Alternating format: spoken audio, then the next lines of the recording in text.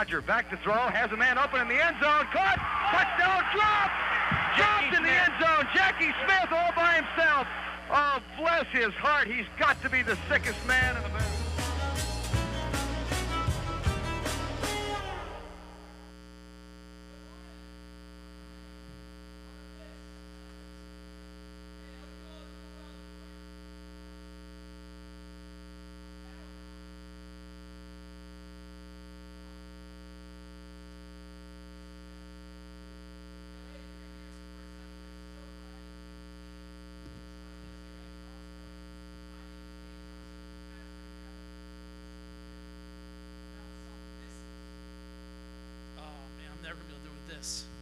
You serious? It's inaudible. Yeah. I'm Italian. I like to speak with my hands. All right. So, hey, it is great that you all are here, and I am excited to have you. I'm curious. Any football fans, NFL football fans? Yeah, a few of you. All right, great. I am just curious, who would you say is like the greatest quarterback of all time, like the GOAT? We call that Brent Dilfer. What? Trent Dilfer? Oh, sorry. No. Who? Marino? Someone? All right. Hey, if I was to make a list, I would have to put at the top of my list Tom Brady, even though they beat the Eagles. I would go from there. Maybe Peyton Manning.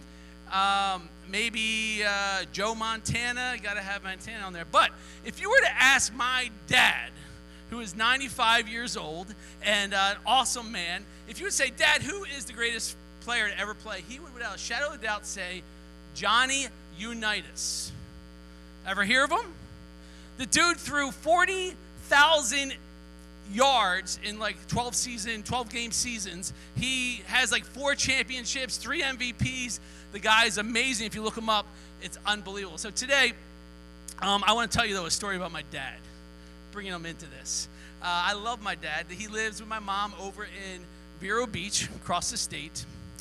And one of the things that he loves to do is eat pastries and drink coffee and read the sports page, okay? So he would make it his tradition, basically, to go at least weekly to this place called Cravings near the beach. And he would meet up there with his buddies, and they would get their coffees and all that, but they would never bring their newspaper, which I thought was kind of weird. And basically the thing that they did was they didn't have to bring the newspaper because people would just kind of pass the paper around. And for those of you who are looking at me like, what's a paper? That's a thing that people would read the news off of. Like you held onto it with your hand. It was kind of weird. I know.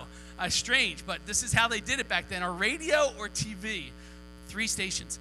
Okay, so side note. So anyway, so he would go to this place, Cravings, and so one day he went there and sat down with his buddies, ordered his meal, and got his coffee, and he starts eyeing around to see where whoever's about done with their meal, and he sees the sports page over there with this guy that's all done. He's about ready to leave. So he goes over there, hey, done with the paper? And the guy's like, yeah, sure. Gives him the paper, grabs the paper, goes back to his seat, eats his meal and all that, and he goes to pay for the bill. Goes to the cash register, and the dude at the register says, hey, do you know who you got that paper off of? And my dad's like, no, not really. And he says, that was the one and only Johnny Unitas right there in Vero Beach. And apparently he used to live over there, had a house or whatever. But my dad missed it. And he kind of had it, but he missed it. I'm going to need your help this morning. I need you to say, missed it. All right. Actually, I'm going to change. I'm going to say, what a miss. Can we do that better? All right, say, what a miss. When I point at you, I need you to say, what a miss. Ready? You can do better than that. My dad just missed Johnny Unitas. All right. Thank you. Okay. So, I want to share with you another miss that is not quite as... actually has a little more impact, but I want to say this though: if you're not looking for something, you're likely to miss it. Can you guys agree with that? Okay, to defense for my dad, he was not ever expecting to see Johnny Unitas in the same place that he goes all the time, so he missed that. But I want to tell you of this guy, John, who was a friend with Jesus 2,000 years ago. They both walked this earth, and John was one of his best friends. one of his disciples, the people that Jesus poured the most into, his students. And John basically tells us of Jesus. This is John's Christmas account. He doesn't do the whole, like if you read the book of John, great place to start in the Bible, by the way. If you read it, he starts this way. And John says this. He says, he, speaking of Jesus, was in the world. And though the world was made through him, in other words, he was saying Jesus had always existed. Though the world was made through him, the world did not recognize him. He came to that which was his own, but his own did not receive him.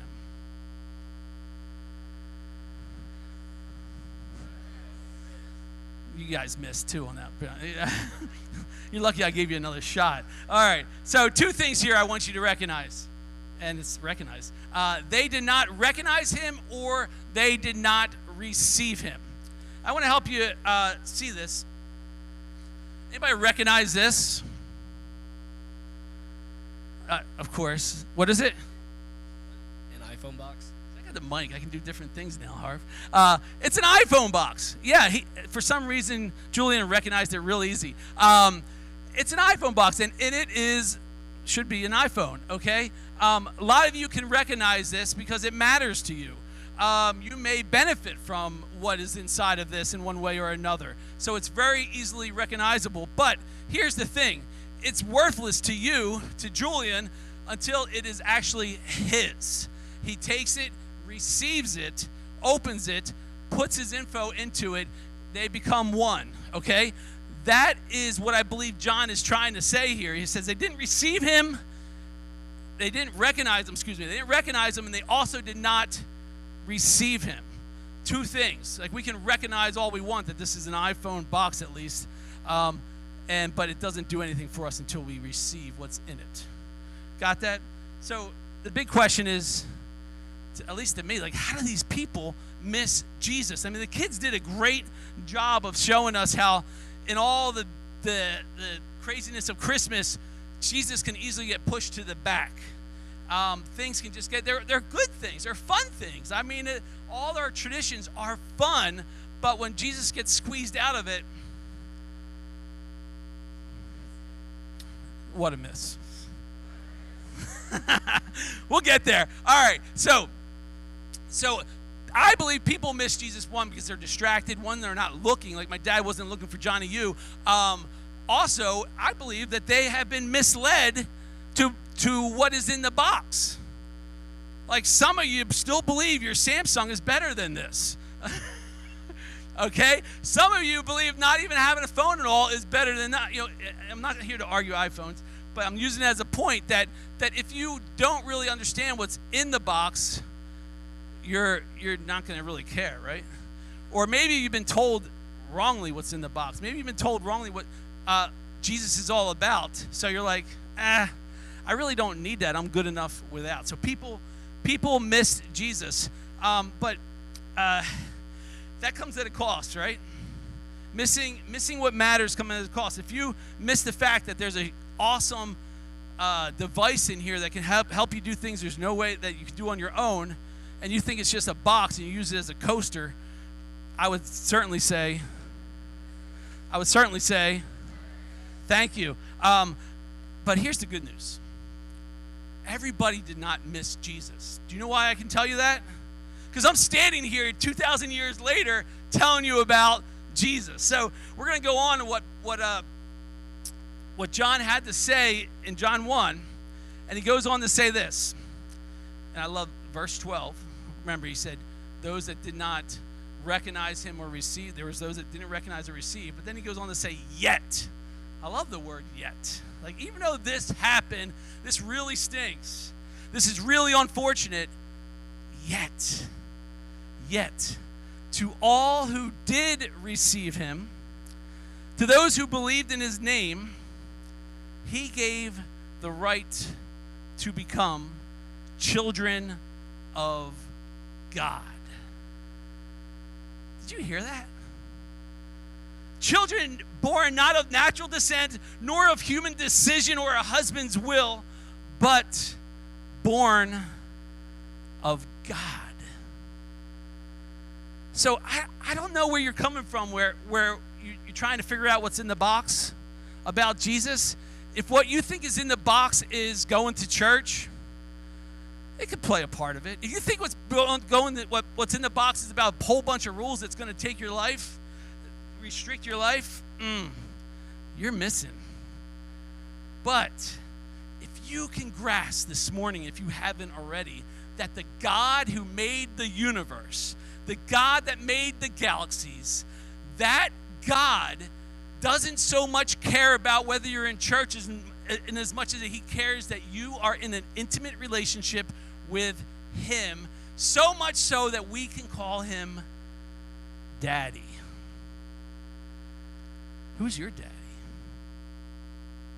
I love my dad. He'll be here next week. I love my dad.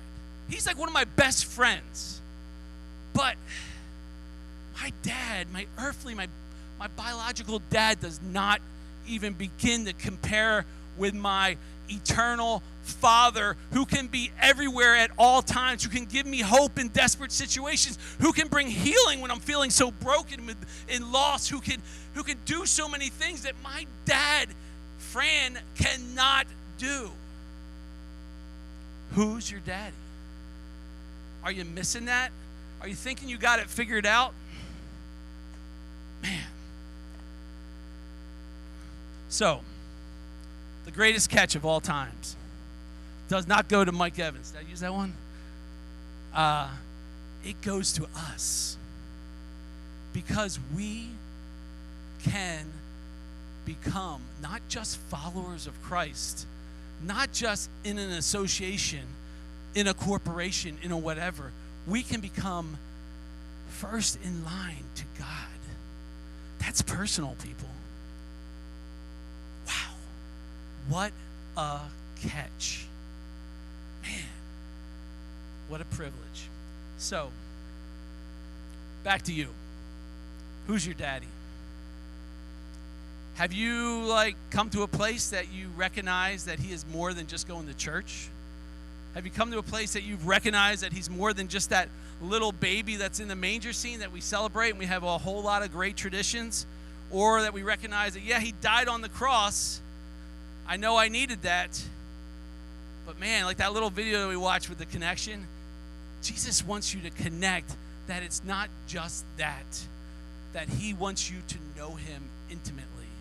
He wants it to be personal. Even if you've had a broken relationship with your dad, he wants to be that perfect dad.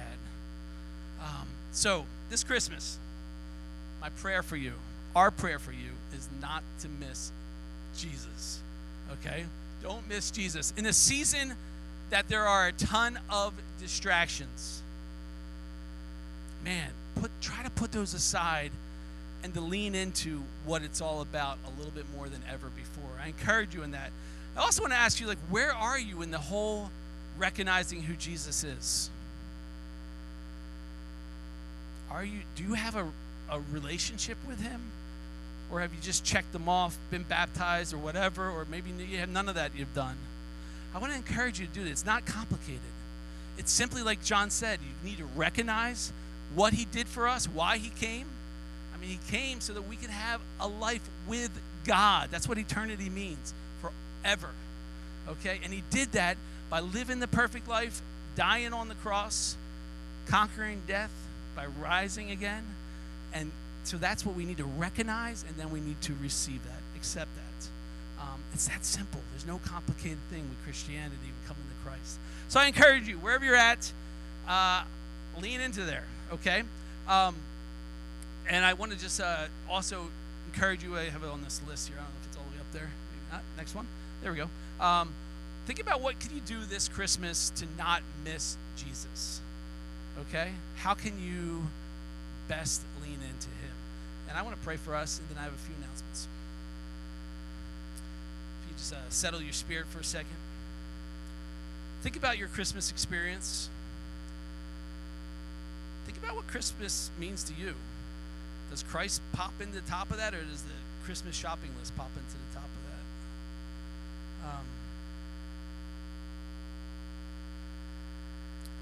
Jesus, I thank you for everybody here.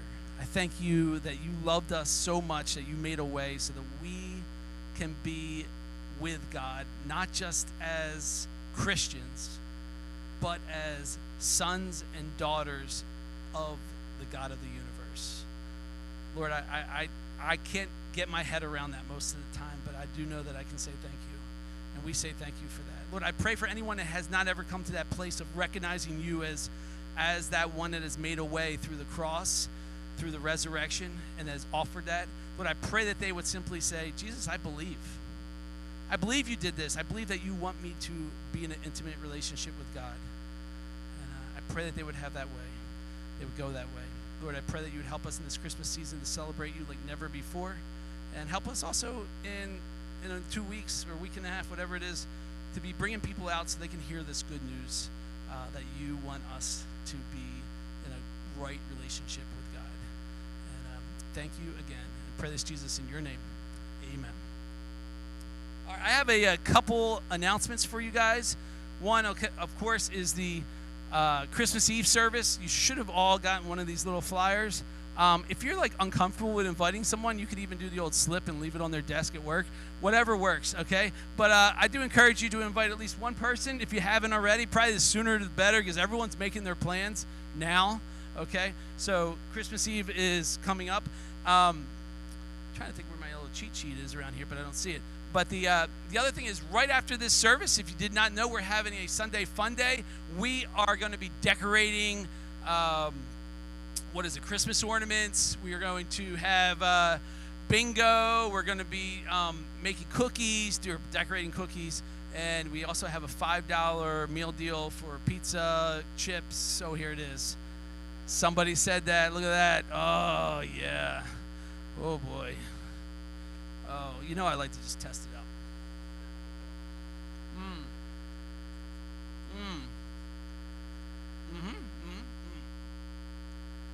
All right, it's $5. We have Venmo now, so if you don't want to go through our Amplify, the church giving online, you can just do Venmo, or we take cash, or we take an IOU too. We don't really care. We just like to have you be a part of it. So if you want to take pictures with the kids, they're going to do some afterwards. That's what she just told me to tell you. But I think that's really all I have. Let me just say, give a thanks for the food. I'm supposed to do that too, and I did not do that. And then I'll send you off. Jesus, thank you for this food. I pray that you bless the fellowship of our Sunday Fun Day, and thank you again for the greatest gift. Amen. All right, last thought. Hey, do you guys consider yourselves seeing good? Seeing well? Do you think you look and see things, you're observant? Did anybody see the free Starbucks gift cards I taped to the door frames? No? All right, so you need to improve your looking because that's what a miss. All right? Yet another miss. All right, so all of you walked through, all of you, and so that's there. So don't let it be said of you that you missed what really matters, and that's not the Starbucks, but Jesus, okay? So go in peace, keep your eyes open, have a great season.